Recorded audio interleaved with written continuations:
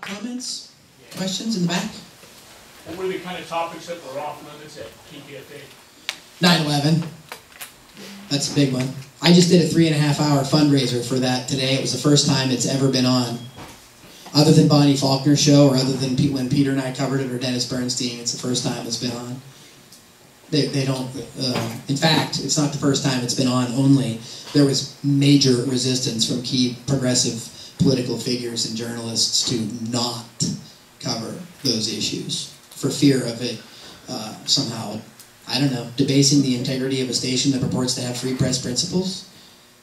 Again, it's kind of confusing to me. And by the way, I'm not talking about cherry picking out of a hat the most lunatic claims that are unfounded and speculative that are then used, to sort of wipe everybody to, the curb, like quote unquote legal scholars like Mark Fenster does in his conspiracy theories book. While on one hand he talks about how they're very useful in democratic society, has a very populist vision to understand problems and the lack of transparency, and how lack of transparency in government really creates this problem. But there's a tendency to just sort of sweep it all away because it's difficult. And there's another trend on the left that likes to go back and look at Hofstadter and the paranoid style of the right or the left. The birthers, the deathers, the truthers, et cetera, et cetera. These kind of labels, again, they serve to stop anything from being discussed openly a priori before any of the evidence gets discussed or any of the facts come out. And look, if the facts come out, that's one thing, and let's discuss it. And if something is proven, then great, let's move on. But the problem with some of these other really complicated issues is it takes a long time for the facts to come out, and the truth is that we really don't know what happened on 9/11. And you don't have to believe David Ray Griffin. Go and read the lead counsel, John Farmer. He was the lead counsel, who's now the dean of law at Rutgers University. That's a real radical gig. He wrote a whole book about how the thing was a total whitewash. They weren't getting given access to the facts. The NORAD stand-down thing is a total sham. John Farmer called the 9/11 Commission report a lie. But yet that barely ever gets published, and that barely ever gets discussed. Why? It's more attractive, it's more sexy to focus on Judy Wood, the physicist that talks about electromagnetic weapons. Baseless, but easy target. And again, that's the kind of thing that's how our culture kind of plays into it. And we all do it. Even those of us that think that we're critically minded and open, we all have our blind spots, And I think that we need to be more friendly or respectful of each other to remind ourselves that we all have those. And when I have my blind spot, and if we're doing something in Project Censored and we're missing something, we need you to say, blind spot, blind spot. Well, instead of that, when we talk about 9/11, there were calls for people to be fired. A couple national judges quit, all because we invited Dr. Stephen Jones to speak at Sonoma State University. A physicist and a scientist was invited to give an academic talk. Again, it's really outrageous that we can't have civil debate and dialogue, even amongst the educated class of people, right? If you can't have that kind of thing going on at the university and the college, what kind of model is that setting institutionally for the commons? Which is why I said earlier, when I was talking about Project Censored, it's like I see us more as a commons type entity. And I think we really don't want to see this kind of hierarchy of the traditional ivory tower vision of media institutions or educational institutions. And we think that the people should be really invited into that arena, and we should all do it together. Speaking of ivory towers, how is Project Censored's rapport with, say, the Berkeley School of Journalism or USC School of Journalism or Columbia? I don't know. If you'd find out, let me know. I'm serious. I don't really have connections with these places. No, we used to.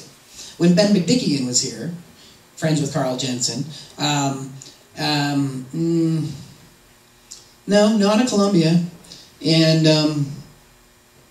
we're affiliated with a lot of junior colleges, state colleges, independent colleges, foreign universities.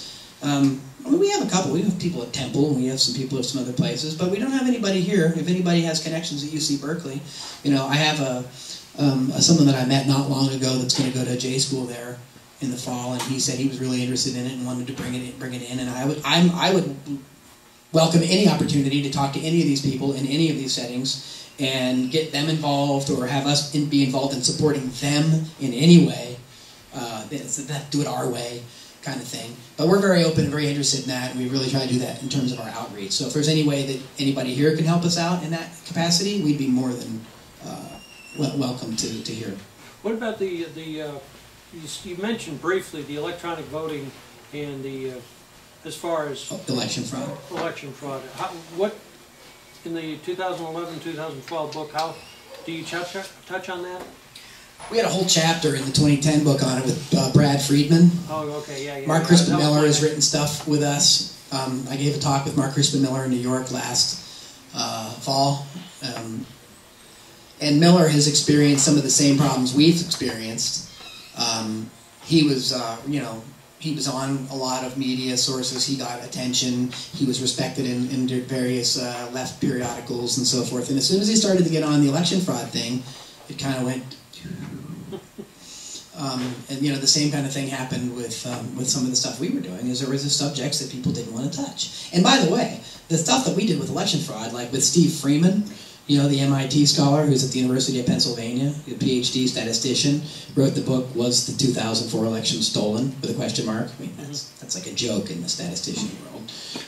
The guy just shows matter-of-factly how just millions of votes were transferred. It was a total fraud. It's a sham, total sham. No question about it. 250 million to 1 probability that it was coincidence. Now, just like with 9/11, that doesn't mean we know who did it or we know any of the particular details. It certainly raises questions about where next would you then go look, right? But we have to watch not to be jumping to conclusions, right? And that's, of course, another reason why people don't really deal with some of those subjects is because there's some people that when they get a hold of those subjects, they leap to the conclusion. They dive headfirst to, George counted the votes himself, kind of thing. And, that again really debases the whole intellectual process. And, again, this does make it difficult.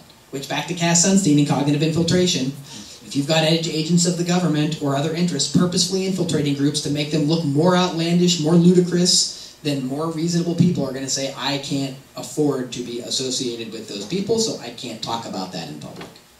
It's a great silencing effort. One other thing, when you talked about personality news dominating journalism, somewhere, looking through something for something, I came across the fact that Albert Camus, during World War II, criticized, I don't know if it was his own newspaper, Combat, or one of the other French newspapers, but he criticized them because one French town had been liberated, and the big story was a Marlene Dietrich show. Yeah, this isn't new. Yeah, it's not new, and that's what I was kind of alluding to with the Orwell quote. Is like, this is an ongoing problem. We're going to have to wrap up here shortly. Any more? Yeah, go ahead. Oh, sure. Michael, Kyle, either. Could you touch on propaganda itself? My understanding that all types of propaganda are undesirable. Just people's inability to recognize that it is propaganda. That's a huge subject, and it's actually one that Dr. Van Vliet in the back is more equipped to answer than me. So afterwards, if you want to talk, or we'll talk about it, up the street or whatever. And I'm not meaning to be flippant.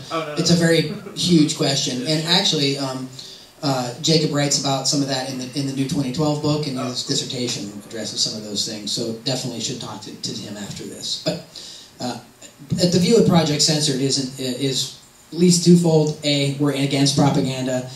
I'm not in favor, like the Nancy Snow view is like, well, good propaganda, and people where people just don't understand when they're being fooled. White and black. Yeah, right. And so, we can get into the minutiae of that later. But again, as far as Project Censored goes, we just don't think propaganda is a good idea. You talked about how certain left groups don't confront certain issues. How do we differentiate between these left groups that don't confront the issues because it doesn't follow their belief system versus maybe single issue groups that try and only bring beliefs to one issue while kind of sweeping aside other issues? That's a pretty good question. Because you'd have to look at that on a case-by-case basis. I mean, we've been told, some groups say, why don't you do more with this or more with that, or classic example, a guy who does really great work on art censorship. And I have a history in art censorship. I used to be very involved against art censorship and so forth. I used to work at a museum and so forth. And he said, I've been bugging Project Censored for 17 years to do this. And I'm like, well, I just became director, like a year and a half ago, so sorry. But yeah, I mean, what? And I said, well, did you read our mission statement? Did you read what we do? I'm like, this isn't really that's not exactly our focus. So, are we censoring that person? Well, not technically. But, I mean, I think it's really important to differentiate that, and we had a long exchange about it. I said, well, I'll support what you're doing and link to what you're doing, but the whole book isn't going to turn into what you're doing. You make your book, and we'll support each other, right. Kind of thing. So I think the single issue groups, I think you're going to run into those other kinds of issues. But I'm speaking about broader group, like left publications per se that cover a wide variety of issues. But then there's a couple things they won't. Like HuffPo. Well, I wouldn't say AOL HuffPo, but I'd say like The Nation, for example, or Mother Jones. The great work and great journalism. But there's some things that they don't really want to do, or they won't deploy. And sometimes, they'll just openly tell you that.